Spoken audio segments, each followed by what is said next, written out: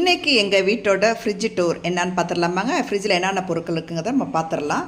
First வந்து பார்த்திங்கன்னா நம்ம ஃப்ரிட்ஜை வந்து ஓப்பன் பண்ணிக்கலாம். ஃபஸ்ட்டு வந்து பார்த்திங்கன்னா மேலே வந்து மெடிசின்ஸ்லாம் இருக்குங்க. ஹேண்ட் வாஷு, மெடிசன்ஸு, ஃப்ளவர் வாஷ்லாம் இருக்குது. அதுக்கப்புறம் கீழே அப்படி வந்துடலாம். இந்த இடத்துல வந்து ஃப்ரீசரை நம்ம வந்து ஓப்பன் பண்ணிக்கலாம்.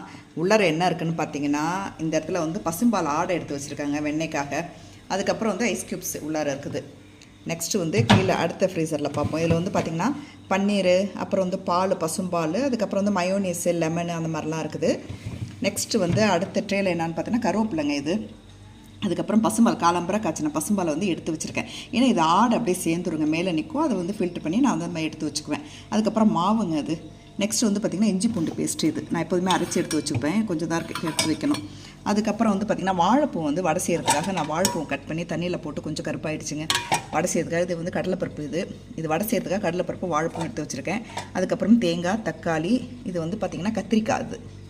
நெக்ஸ்ட் வந்து இந்த ட்ரே வந்து கழுவி காய வச்சுருக்காங்க. அதனால் வந்து சும்மா எம்டியாக இருக்குது. கோதுமை ரவை, ஒரு சில பொருட்கள்லாம் இருக்குங்க, அவ்வளோதான். அதுக்கப்புறம் வந்து டோரை பார்த்துடலாம். இதில் வந்து பார்த்திங்கன்னா கொஞ்சம் மெடிசன்ஸ் இருக்குங்க. இதில் வந்து பார்த்திங்கன்னா கொஞ்சம் பொருட்கள்லாம் இருக்குது. என்னென்னு தெரியல, நான் தான் எடுத்து வச்சேன். பட் இந்த மசாலா பொருட்கள்லாம் வச்சுருக்கேன். அதுக்கப்புறம் வந்து இது வந்து பாதாம்ங்க, இது பாதாம். அதுக்கப்புறம் வந்து பார்த்திங்கன்னா இது வந்து பிஸ்தா. அதுக்கப்புறம் கொஞ்சம் சாக்லேட்லாம் இருக்குங்க. அப்புறம் கீழே சின்ன பொருட்கள்லாம் இருக்குது. அதுக்கப்புறம் சோயா சாஸ்லாம் வச்சுருக்கேன் பாருங்கள் இங்கே. அதுக்கப்புறம் அவ்வளோதாங்க, வேறு ரொம்பலாம் இல்லை. இதுதான் எங்கள் வீட்டோட ஃப்ரிட்ஜுங்க. ரொம்ப சிம்பிளாக இருக்கும், ஆனால் நீட்டாக இருக்கும். பொருள்லாம் ரொம்ப இருக்காதுங்க. ரொம்பவே நல்லாயிருக்கும். ரொம்ப நீட்டாக நான் வச்சுருப்பேன் நான். ஓகேங்க, கண்டிப்பாக இந்த வீடியோ உங்களுக்கு பிடிச்சிருக்குன்னு நினைக்கிறேன். அப்படி பிடிச்சிருந்தா மறக்காமல் எனக்கு லைக் பண்ணிவிட்டு சப்போர்ட் பண்ணுங்கள். தேங்க்யூ.